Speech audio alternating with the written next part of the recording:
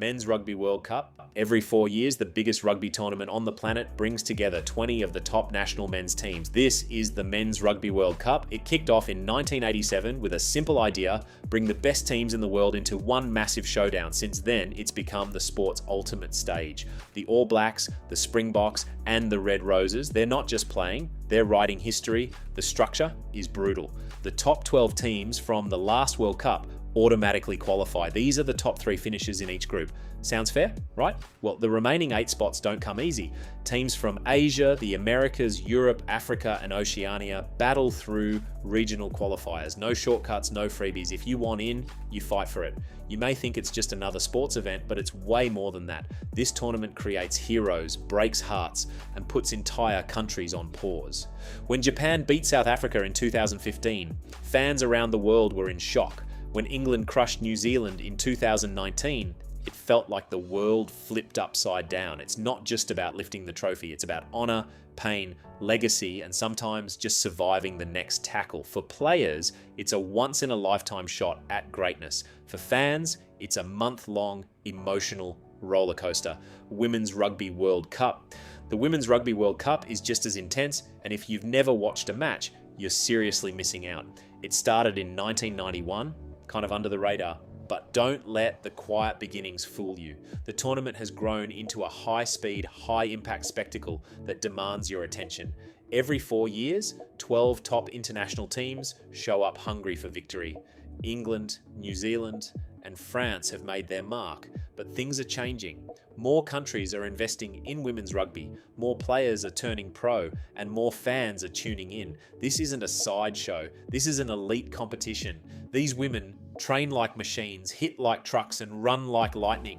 They play with fire, intelligence, and raw determination. And it's not just about what happens on the field. This tournament pushes for equality and respect.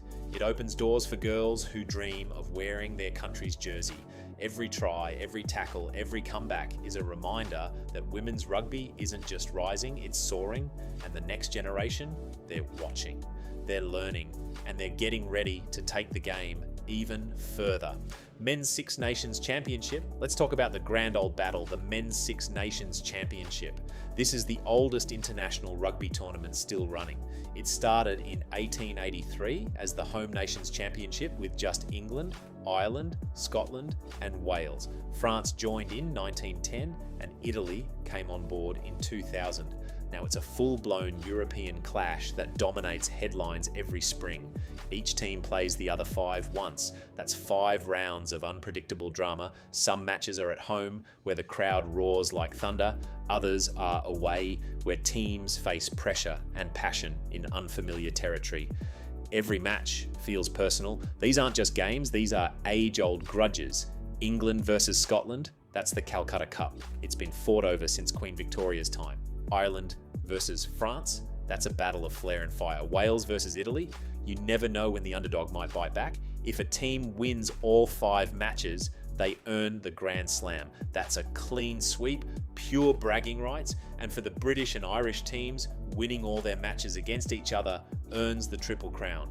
What makes the Six Nations so special is that mix of history, atmosphere, and world-class talent. You've got legends in the making, sold-out stadiums, and fans who'd watch rugby in a blizzard if they had to. Women's Six Nations Championship. The Women's Six Nations is younger, but don't let that fool you. It's just as fierce, just as proud, and growing faster than you think. It kicked off in 1996 with England, France, Ireland, Scotland, and Wales. Spain used to be in the mix, but in 2007, Italy joined to match the men's lineup. Now, this tournament is a huge deal. Every match is broadcast, stadiums are getting fuller, and millions are watching from their couches, phones, or pubs.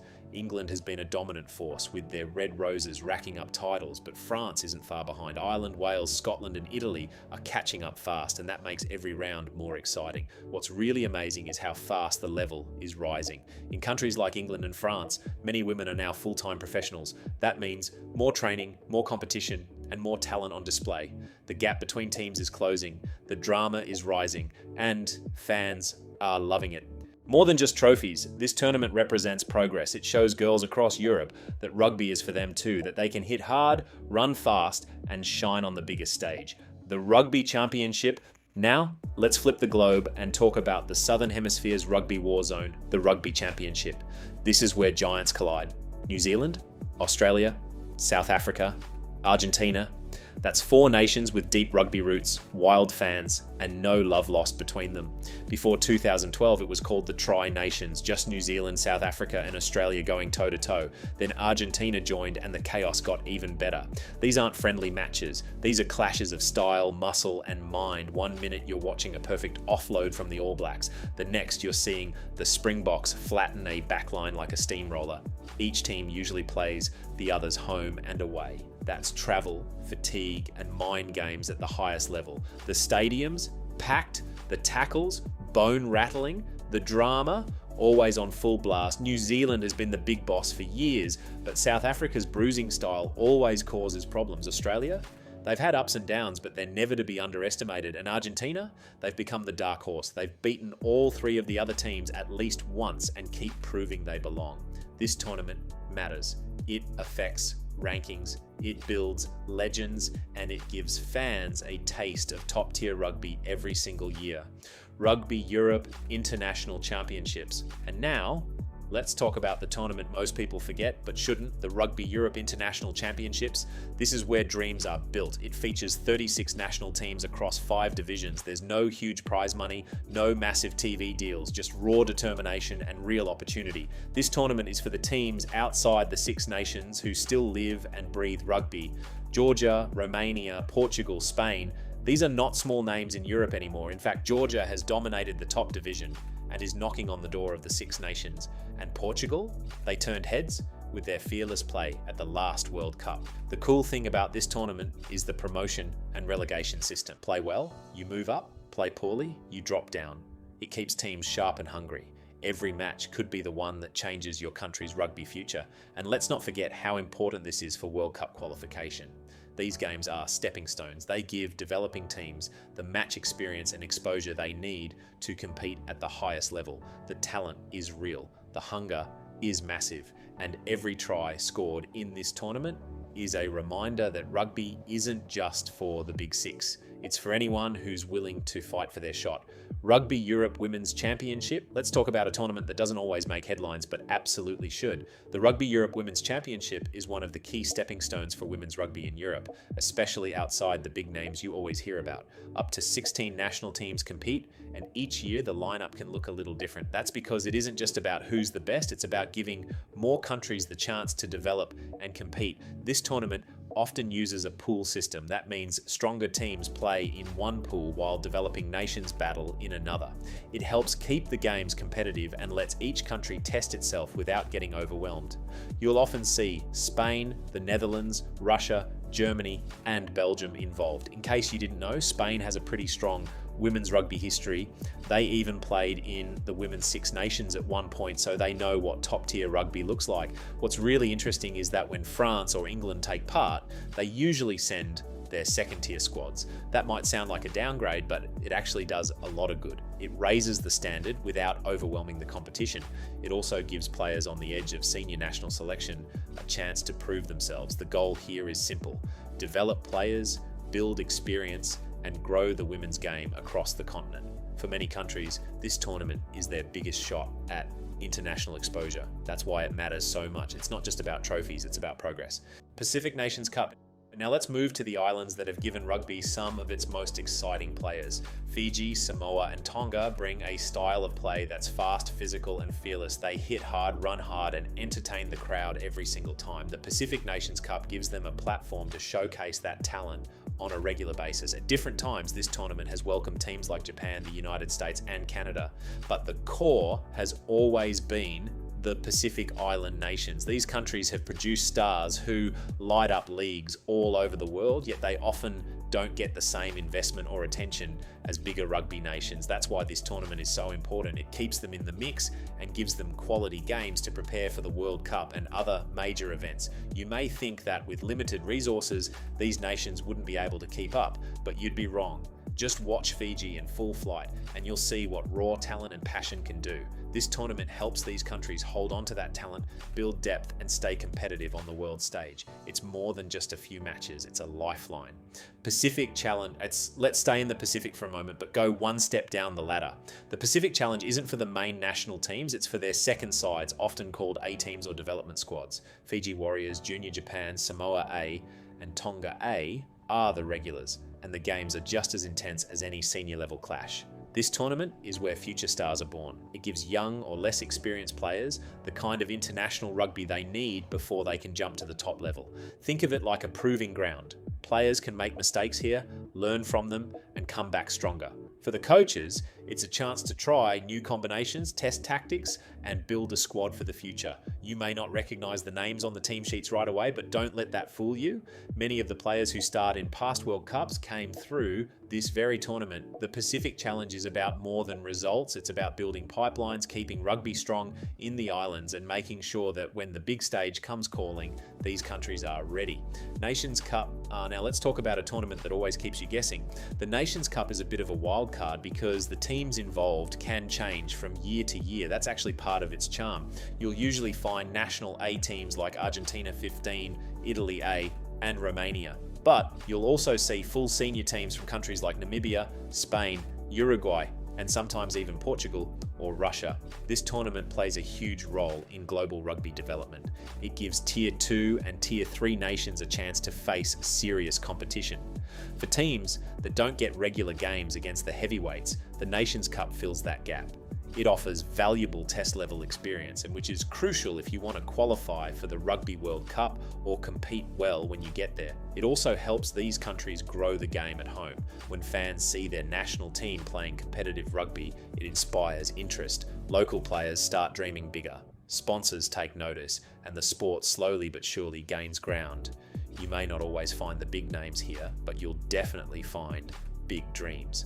America's Rugby Championship. Let's go across the Atlantic to the Americas. The America's Rugby Championship is the top tournament for teams across North and South America. It features Argentina 15, Brazil, Canada, Chile, the United States, and Uruguay. And yes, in case you're wondering, Argentina sends their second tier squad instead of the full national team.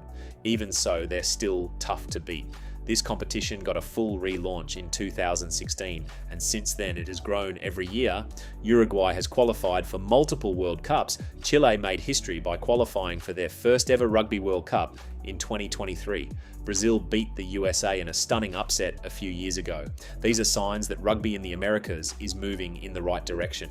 The championship works like a round robin, where each team plays the others once. The matches are packed with passion, and the rivalries are heating up. For fans in this part of the world, it gives them something to look forward to outside of the World Cup cycle. You'll be surprised how competitive the games have become. The America's Rugby Championship proves that given the right support and regular competition, countries outside the rugby mainstream can catch up fast.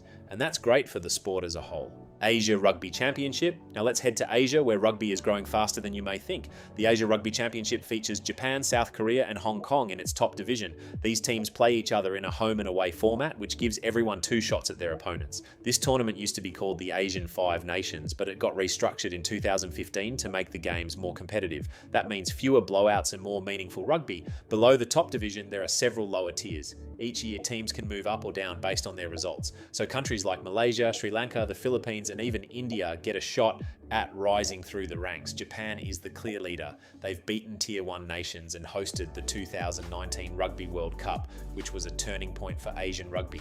But the others aren't just here to make up the numbers. Korea and Hong Kong have come close in World Cup qualifiers, and with more support, you can bet more countries will start catching up. The Asia Rugby Championship matters because it brings structure, purpose, and regular matches to a huge region. With over 4 billion people living in Asia, the potential for rugby here is massive. It just needs time and tournaments like this one to unlock it. Africa Cup and Car Super 16.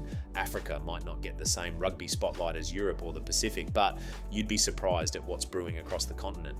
The Africa Cup is the top competition for African national teams, except for South Africa, who already play at the top level in the Rugby Championship and World Cup. For everyone else, like Namibia, Kenya, Zimbabwe, Uganda, and Senegal. This is their big shot. It's more than a tournament, it's a proving ground. And believe it or not, these matches are intense. Players give it everything because for many of them, this is their ticket to something bigger. The CAR Super 16 acts as a feeder system into the Africa Cup. It's not as famous, but it's where up-and-coming teams like Ivory Coast, Botswana, and Algeria get their shot. It's where you see new players rise, new tactics tested, and fresh rivalries begin. Some of the teams have tough conditions, but the passion never drops. These competitions also double as qualifiers for the Rugby World Cup, so there's a lot riding on each game. Simply put, African rugby is growing. It's fighting for recognition, building from the ground up, and you can bet the next big rugby nation might come from here. South American Rugby Championship. South America has always been known for football, but rugby is making serious moves too. The South American Rugby Championship is where it all starts. It includes teams like Uruguay, Chile, Brazil, Paraguay, and Colombia. Argentina doesn't always send their top team because they compete at a higher level globally, but their presence still influences the region. What makes this tournament matter isn't just the scores, it's about progress. Uruguay has become a regular at the Rugby World Cup. Chile shocked everyone by qualifying for 2023. Brazil is improving fast and Colombia is knocking on the door. These games may not get primetime TV slots, but they're intense. Stadiums might be small, but the crowds are passionate, the hits are hard, the speed is real, and national pride is on the line. Some of these teams are still amateur, but you wouldn't know that by watching them. The players fight like professionals. This tournament helps raise the standard across the region and brings real meaning to every match. South American rugby may still be growing, but it's already producing strong results. So if you're wondering where the next global rugby surprise will come from, keep your eyes on the South. Super Cup. Now, here's a tournament that flies under the radar but deserves way more attention. The Super Cup, which used to be called the Superpowers Cup, brought together some unusual combinations. You had Canada, the United States, Japan, and Russia playing against each other. These aren't the top-tier powerhouses like New Zealand or South Africa, but they're still serious teams trying to climb the ranks. This tournament was created to give them competitive matches against strong opponents without facing teams way out of their league. You may think that sounds like a random mix, but it works. The matchups are fresh, the playing styles are different, and the learning curve is steep. These countries need meaningful games to grow, and this tournament delivers exactly that. It doesn't run every year, and its format has changed a few times, but when it happens, it's a chance to test systems, develop new talent, and prepare for bigger stages.